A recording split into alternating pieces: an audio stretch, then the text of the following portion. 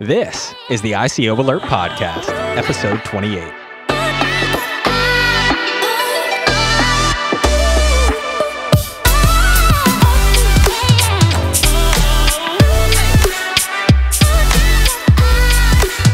I'm your host, Robert Finch, founder of ICO Alert. ICO Alert maintains the only comprehensive list of every single initial coin offering that includes all of the active ICOs that are happening now, as well as all of the upcoming ICOs. You can check out the full list on our website at icoalert.com.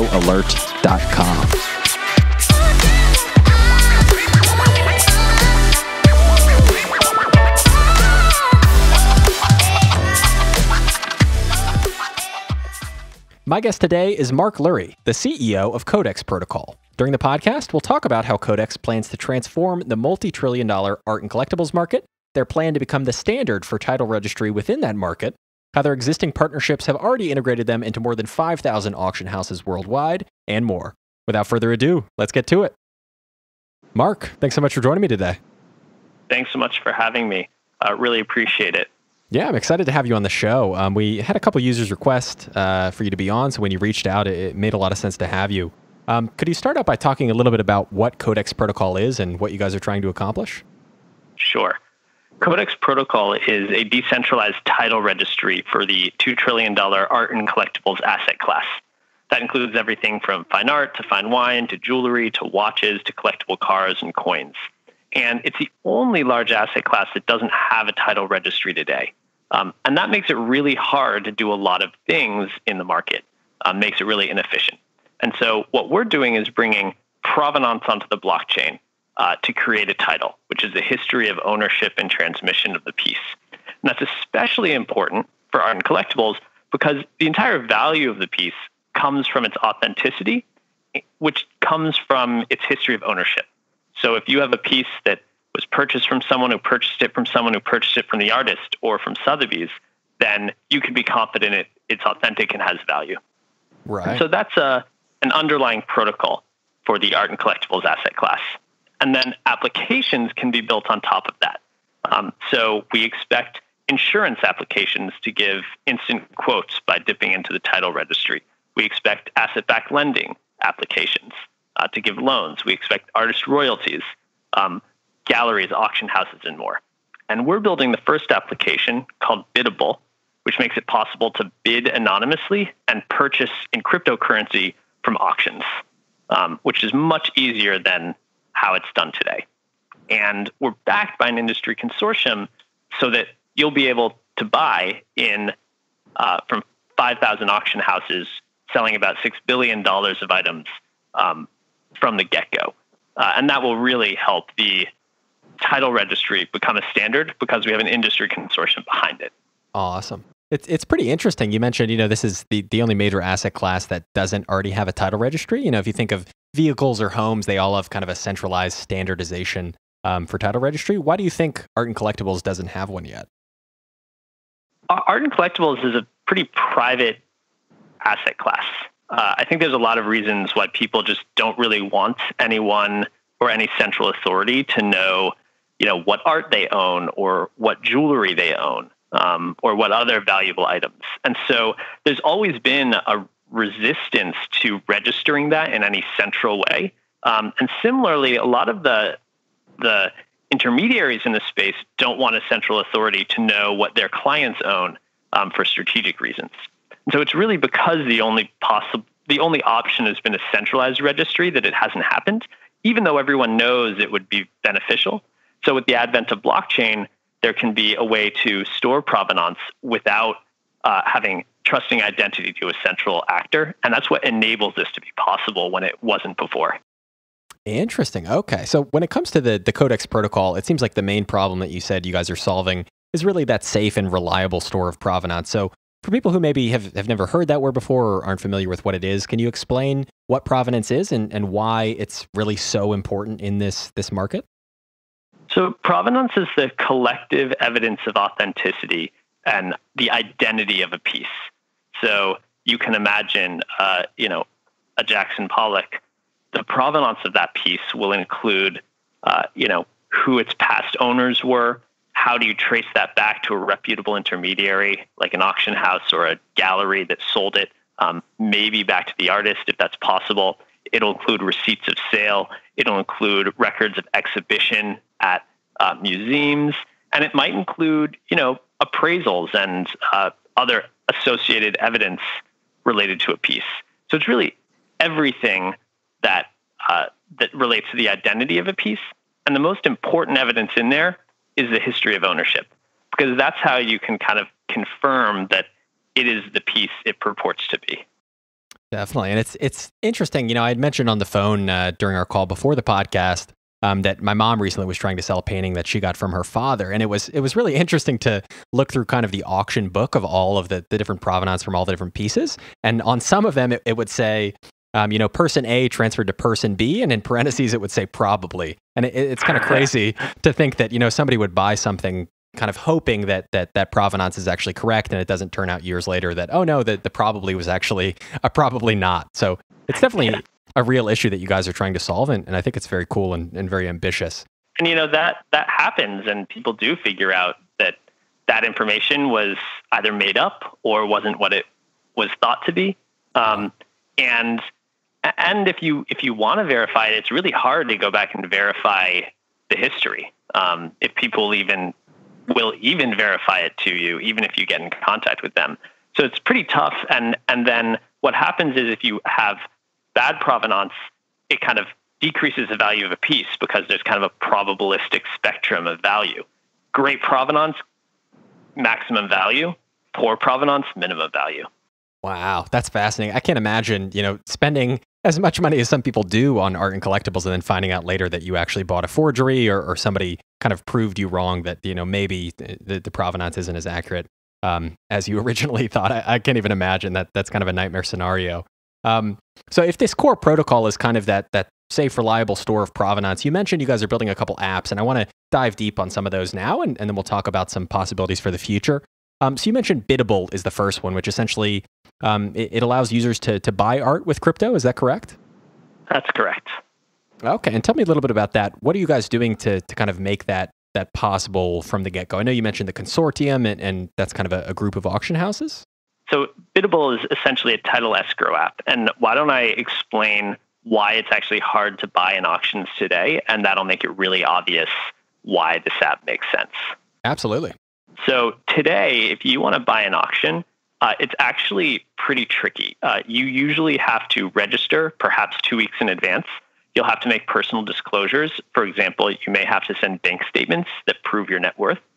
And all of that's required by the auction houses because they need to know that if you bid and win, that you'll pay. They lose a surprisingly substantial amount of revenue to bidders who win but never pay. And to prevent that, they require these disclosures up front. And that's just a very poor experience, both even for the people who are eventually approved, but especially for the people that are denied. And there's 1 million bidders a year who are just excluded from auctions because, For example, if you're a U.S. auction house and it's hard to verify and read Mandarin bank statements, you just may not let someone from China bid. And so that's a big problem in the auction market. And so what Biddable does is a title escrow application. So anyone can be instantly approved for an auction by leaving a cryptocurrency deposit. And if they don't pay for what they win, they lose it. And if they do pay for what they win, then they get it back. And that gives the auction house the peace of mind while maintaining privacy and ease of use for the bidder such that they can participate in auctions easily. Awesome. So does that mean that you're kind of lowering the barrier to entry in a lot of ways so that somebody necessarily may not have to prove their net worth or even have a very high net worth to participate? Is that correct? That's right. And I think it's really great that we're going to enable people with crypto wealth in particular to diversify into art and collectibles. We're making it easier for them to invest in art and collectibles because it really should be part of their portfolio. Definitely. And I saw an interesting statistic. I believe it was in your white paper that said high net worth individuals on average, I think, invest, is it 6% of their net worth into art and collectibles? That's right. It's a really great uncorrelated store of value that high net worths have been using for a long time. And for a lot of reasons, I think that makes sense for crypto wealth too. Definitely. And when you say uncorrelated, you basically mean that the price kind of, or the value kind of exists on its own. It's not correlated to, say, the dollar or to Bitcoin or something like that. Am I understanding that correctly? That's right. Okay, interesting. So that's biddable. It kind of allows everybody it solves a lot of problems on both ends. It seems like you're giving peace of mind and security to the auction houses. So it makes sense for them to kind of be a part of this ecosystem, but then you're also opening up the doors to more people to also bid and diversify their crypto wealth, which I think is pretty cool. That's a kind of an interesting question. When a user does pay in cryptocurrency, do you know if the auction house is going to liquidate that into fiat currency? Will they be keeping a portion of it, or is it just going to depend on each individual auction house's preference? Ultimately, it will depend on each individual auction house's preference. I expect some they'll liquidate. I expect some they'll hold and reuse. I expect some they'll use within the application because there's various staking mechanisms which we use to align incentives within the biddable application. And so I think they'll probably keep some for those purposes. To give you some context, I know you had asked this before, a lot of our consortium are the software and technology providers to this business. So we're going to be integrated into the existing online bidding software for all of these auction houses, and that's how we're getting such wide adoption from day one. Oh, okay. Interesting. So you haven't gone out to each of these individual auction houses. You just kind of went to this central point of contact, the tech provider in this case, and signed up kind of thousands and thousands of auction houses in like a bulk package? Essentially, yes. So we have the dominant providers of software and technology, and we also have direct relationships with a lot of the larger auction houses, but we haven't had to go do individual one-off deals with each of the 5,000 because we're just going to be kind of OEM'd and white labeled in to software they already use. Right. That makes a ton of sense. And it's a really smart strategy too, because then you're also kind of setting a standard in the industry where now when that tech provider goes out and they add more auction houses to their existing client list, you're kind of already in there too, and you don't have to make that additional sale. So that's very cool. When it comes to the actual process of kind of linking these physical artworks to, a digital token on the blockchain, how do you see that going down? How do you take, say, a physical painting and give that a token on the blockchain? How do you make that association? So we're using a new token standard, ERC 721, and that's basically the identity for a physical object on the blockchain. It's called a non-fungible token. And on that, we are storing any information related to the physical piece. So whenever an item's auctioned, we'll generate a new token for that piece, its identity on the blockchain, and then we'll store all the information we can associated with it. So here's a set of what that could be.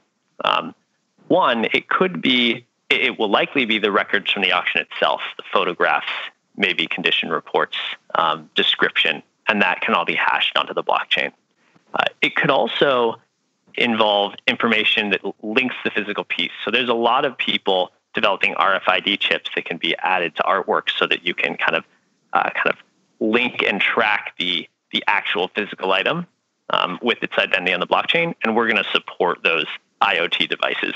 Oh, very cool. That was going to be my next question is, how do you verify that somebody doesn't just link a very valuable painting and they put that provenance on the blockchain with a token and then they swap out the real artwork for fake artwork? So that's a great question and a really interesting one. So what I just described with the RFID chips, that's one way. But the truth is that of all the information I just mentioned, the most valuable is the history of ownership. So is that title on the blockchain is transferred from owner to owner, that's the most valuable evidence of authenticity, not all the other stuff. Wow. And because the value of art is in its provenance, there's actually very little incentive to swap out a so-called fake piece for a real piece. Because if you have a title which proves the provenance and proves the authenticity, and you were to swap out a fake piece, then all of a sudden your fake piece would have a lot more value because you're selling it with the title, and your real piece would have a lot less value because it doesn't have provable provenance associated with it. And so there's actually not many economic incentives to swap out real for fake, and that actually doesn't happen that much in the market today. For example, no one forges the Mona Lisa and tries to sell the Mona Lisa. What they do is they'll forge a new undiscovered painting by Leonardo da Vinci, and they may sell that. Wow. And that's not a comment on any particular piece, but just the concept is forgeries are often not fakes. They're just purporting to have provenance where they're actually inauthentic. Interesting. And that brings up another interesting point. I mean, how do you take something, let's say it is, an undiscovered Da Vinci or something else. How do you go about kind of verifying that the provenance pre-blockchain is legitimate before you kind of secure that legitimacy or almost re-verify that legitimacy on the blockchain with an actual token? Because if somehow somebody could get that fake provenance then confirmed on the blockchain, it seems like it's kind of then saying, okay, we're confirming that this is legitimate in a way. So how do you prevent bad actors from maybe taking provenance that isn't true, or is that probably in parentheses like I talked about in the art book I was looking at? How do you kind of prevent that or try to sidestep that in some way? Great question. The answer is a fewfold. The first is we only can verify the ownership on the blockchain since the piece was instantiated on the blockchain. So we're not pretending to be able to confirm with 100% accuracy past provenance. We certainly hope that information is uploaded. But ultimately, for all of this, it's just empowering a buyer or an insurer or a lender or an auction house to make their own judgment of authenticity. And whatever we can do to expose information and make that more verifiable as opposed to less, that's going to benefit the buyer. And so if you think about from a buyer's perspective, you're looking at a piece, you can see since it was sold by an auction house you may trust, it's been on the blockchain. And so if it was sold by Sotheby's or Christie's, a few owners ago, you'll be able to see that after it's been run through our system through auction for the first time. The past authenticity you want to view, and you'll make your own judgment, but that's what's done today. And we're just empowering the buyer to do it better. Okay, I see. That makes a ton of sense. And it's pretty interesting to kind of learn about all the different intricacies of this world. I know that the art and collectibles world is something that the average person doesn't usually dabble into, since it is something that generally is kind of reserved for high net worth individuals. So it's really fascinating to kind of learn how this whole ecosystem works. But on that point, when it comes to biddable, do you see any potential backlash from auction houses or backlash from anyone else that's already in the industry where they kind of like the way things are and they don't want it to change? Or do you think that this will be a welcome change that kind of benefits everyone within that ecosystem? I really think it will be a welcome change. And I think our partnerships with existing industry players are kind of speak to that. To give you some personal background, my last company was a venture-backed online marketplace for fine art and collectibles, which I started in New York and sold about a year ago. And so I have a pretty deep understanding of how companies in this market and players in this market think about things. And we've really focused on making this a win-win for everyone. For bidders, it means you can bid more easily and you can pay more easily. For auction houses, they can welcome a new source of buyer wealth to purchase in their auctions, and they can reduce their losses in revenue from people who don't pay. And so it's really win-win. And I think if you ask most people in the art and collectibles space, they think a title registry on the blockchain is an inevitability. I think it's actually a very obvious application and helps most people. And so I think that's why we've gotten the support we have.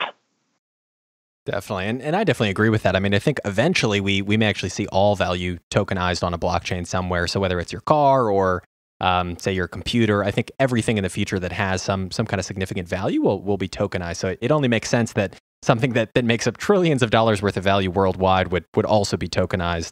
It almost seems like it should be done first ahead of other industries. So it's cool to see you taking this initiative now. When it comes to other apps that you guys are building, I know we talked about Biddable, which kind of enables users to buy art at auction houses with crypto. They can do it very easily, and it reduces friction throughout that whole process.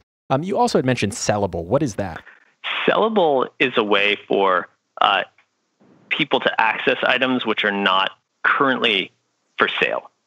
So to give you some context, this is a big asset class. Only a portion of it sells in any given year, right? It's probably within several years, the items circulate through auction. And so for a collector who really wants a specific piece, let's say a specific watch or a specific bottle of wine or a specific artwork, it's really frustrating because they can see that item sold at an auction or a gallery in the past, but they can't access whoever has it today. And so what sellable lets you do is make an offer on the piece and offer a finder's fee to the person who last sold that item. So let's say the auction house or the gallery. And they can trace down the chain of ownership to find that piece, communicate that offer, and then the finder's fee is split between the people who owned it in the middle so that no one in between worries about getting cut out of the transaction. And what that does is enables offers to be made on off-market inventory without that inventory actually being proactively listed for sale. And that makes collectors who really want these specific pieces be able to actually make offers on them.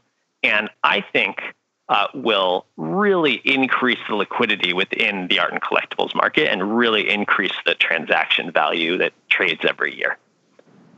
Absolutely. And I could see that also benefiting, honestly, the owners of that artwork as well, who are fielding those offers. Because one of the intricacies that I found online, I mean, correct me if I'm wrong or if this is totally incorrect, but it basically said that, let's say I own a really valuable painting and I want to put it up for sale. If I do so and it does really poorly in that sale, maybe nobody bids on it, the auction house didn't get the right clientele there, it can actually decrease the value of the piece in the long term.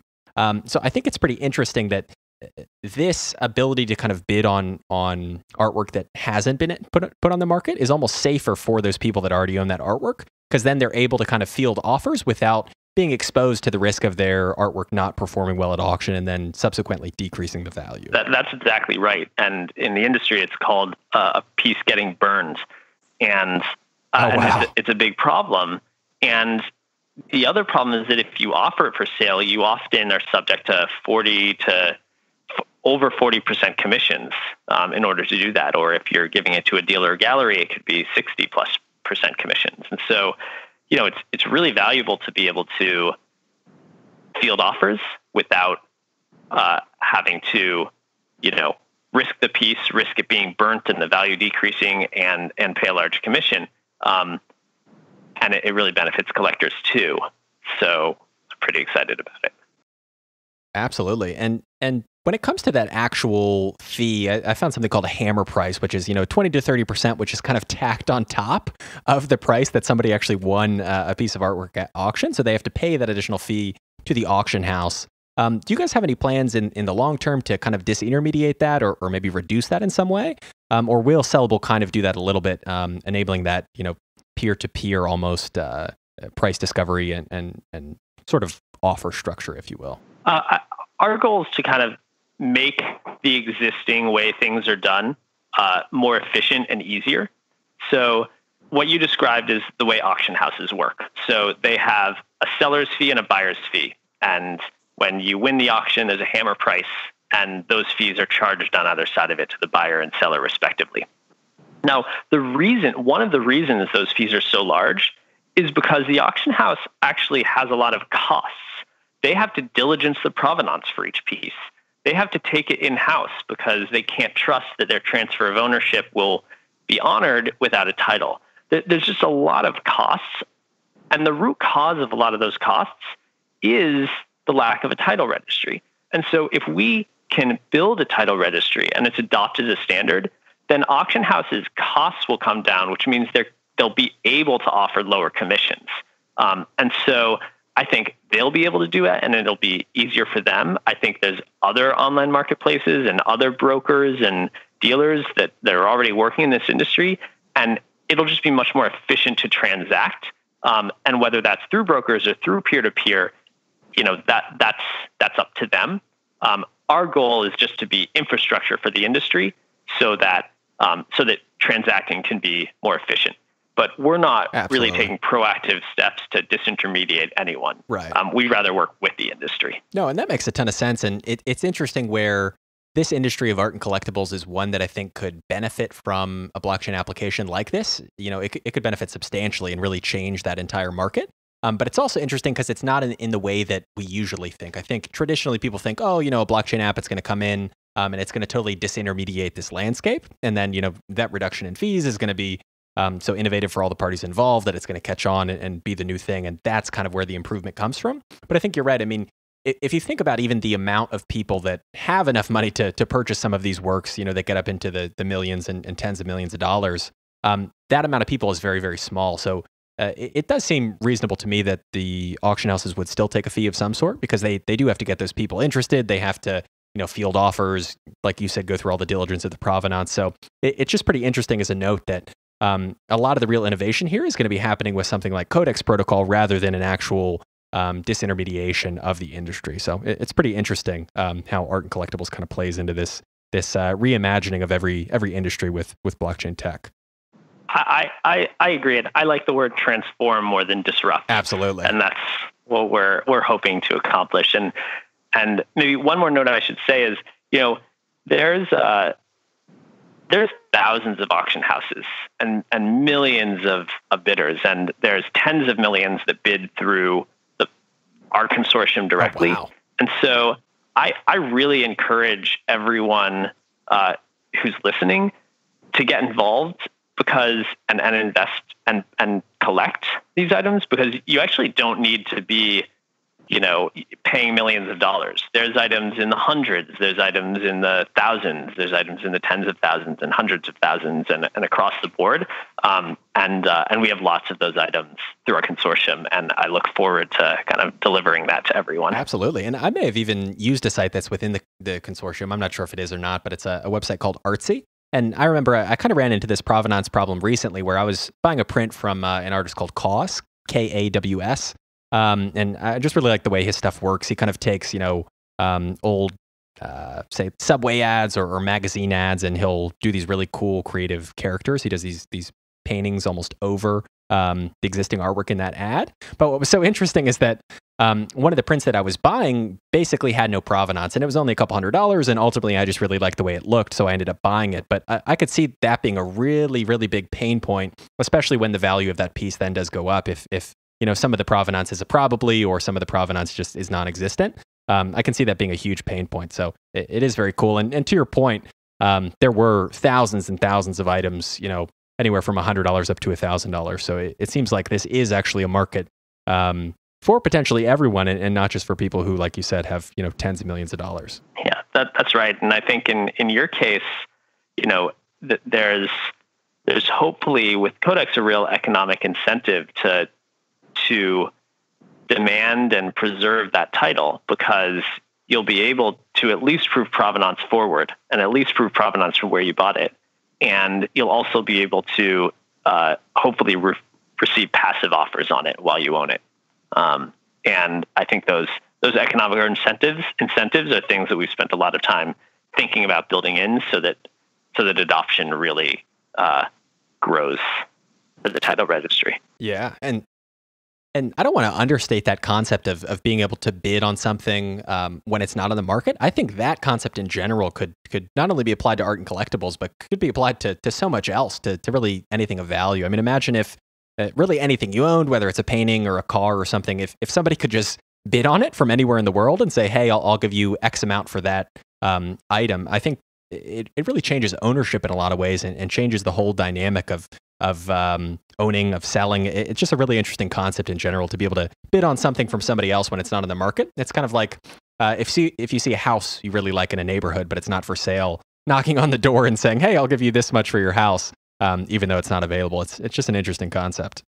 I agree. I think it's fascinating. It really could transform markets. Definitely. So I have a couple questions about kind of the specifics of the protocol and how some of these artworks are actually logged as unique tokens. I noticed you guys have two different tokens within this ecosystem. You have BidDex and then you have Codex title. So could you explain what the difference is between those two?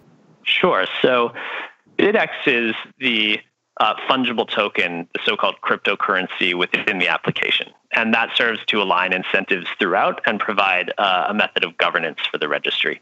So I'll explain that in a moment. But the quick explanation of our second token, which is the non-fungible token, I think that's a newer concept, and the word token there probably shouldn't be confused with what people traditionally think about in blockchain projects with fungible tokens.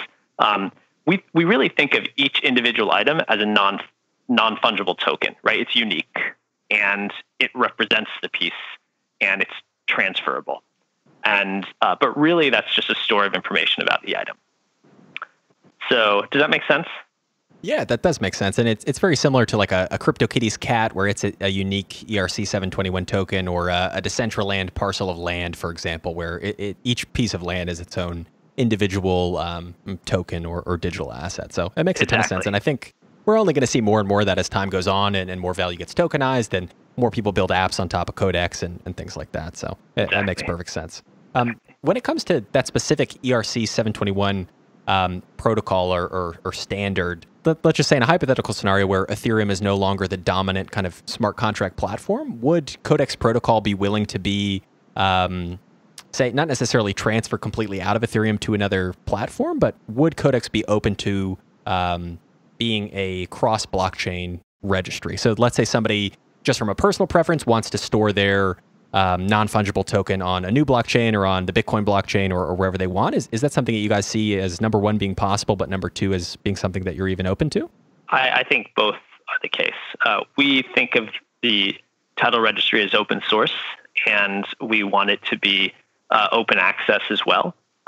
We think it will become the standard because we have a big part of the industry behind us and we'll be expanding the consortium. But with respect to the title registry and the technology that powers it, I mean, I think whatever works the best we'll want to pursue, and interoperability is something, and openness is something that we certainly believe in. So I certainly think that's the case. Awesome. That's great. And I think, regardless of preference of platform or whatever it may be, I think just giving people the option to store those tokens or even just have a backup of that title registry in other locations is always smart and just adds that extra layer of security and certainty for the users that are accessing and utilizing that registry. So that's very cool.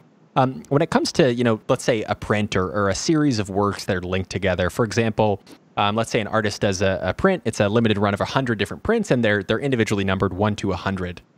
Would all of those be cataloged in a way that I could see, here's the provenance of the other 99 in the collection, but I own 1 out of 100? Or will they still be kind of treated independently, even though they're part of the same series? I think so on the protocol level, I think they're each unique items, and the number within the series should be stored. Right.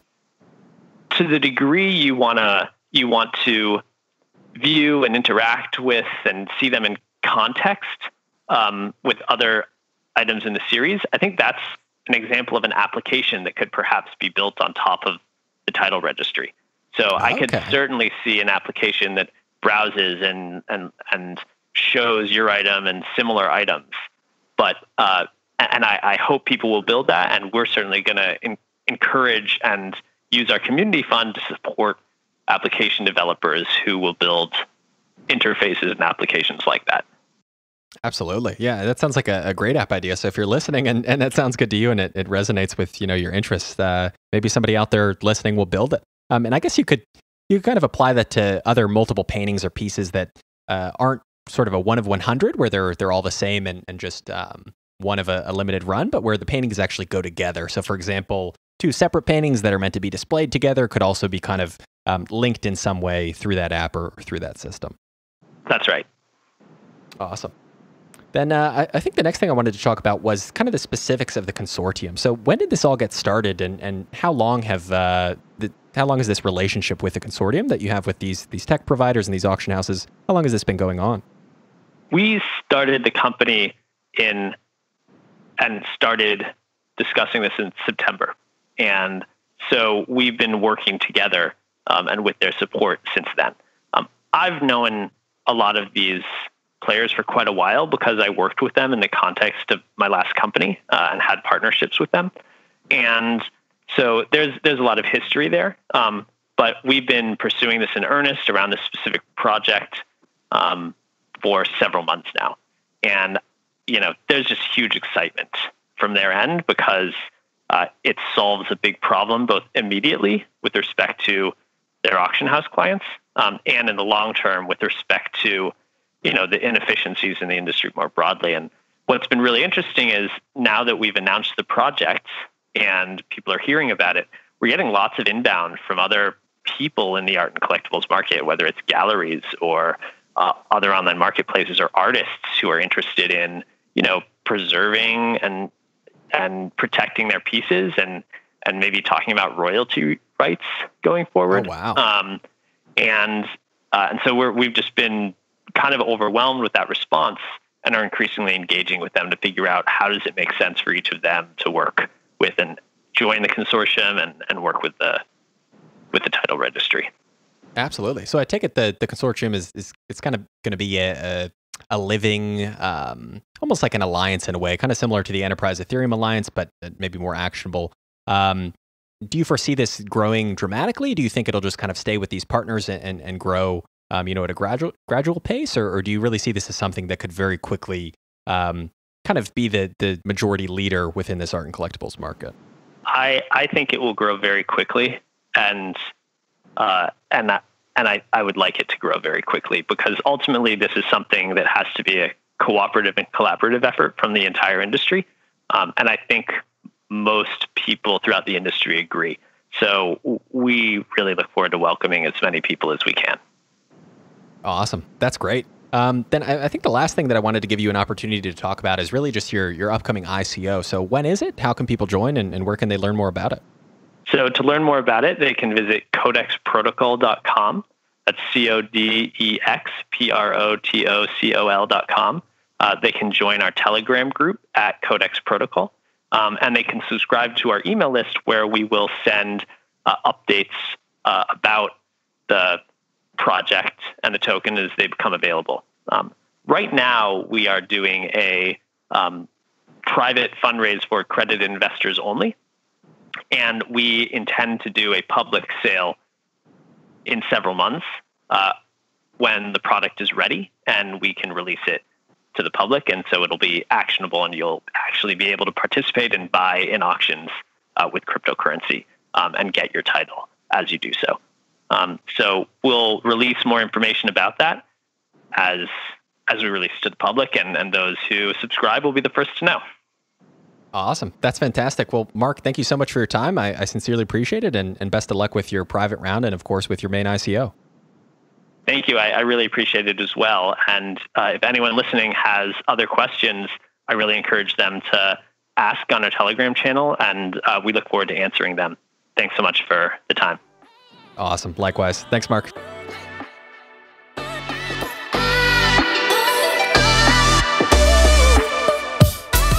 Thank you so much for listening to this podcast. I sincerely appreciate it. If you'd like to request someone to be on the podcast in the future, tweet us at ICO Alert and let us know. Most of our guests are requests from listeners just like you, so we review every single recommendation that comes through in our Twitter feed. We'll look at everything. So if there's a lesser-known project that you think we should cover, let us know. Maybe we'll have them on the podcast. If you haven't already, please do subscribe and be the first to hear our new episodes. And also, don't forget to check out ICOAlert.com to see the only comprehensive list of active and upcoming ICOs. I'm your host, Robert Finch, and I'll be back next week with a brand new episode.